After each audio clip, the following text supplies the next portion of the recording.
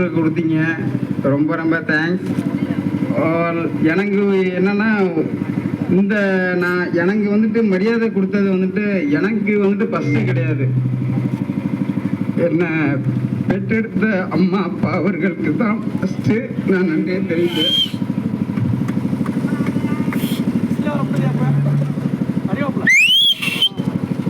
எனக்கு வந்துட்டு நான் திண்டகல்ல கிராமத்தில் வந்துட்டு ரொம்ப கஷ்டப்பட்ட குடும்பத்தில் பிறந்தேன். நான் வந்துட்டு புரியுங்களா, எங்கள் அப்பாவும் எங்கள் அம்மாவும் எவ்வளவு கஷ்டப்பட்டாங்கிறது எனக்கு தான் தெரியும்.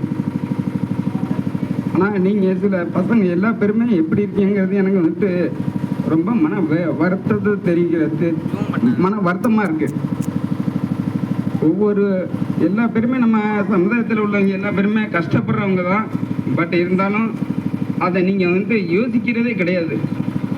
நான் மாணவர்களுக்கும் இளைஞர்களுக்கும் வந்துட்டு ஒரு ரிக்வெஸ்ட்டை மட்டும் நான் என்னோட தரப்பில் நான் சொல்லிக்கிறேன்.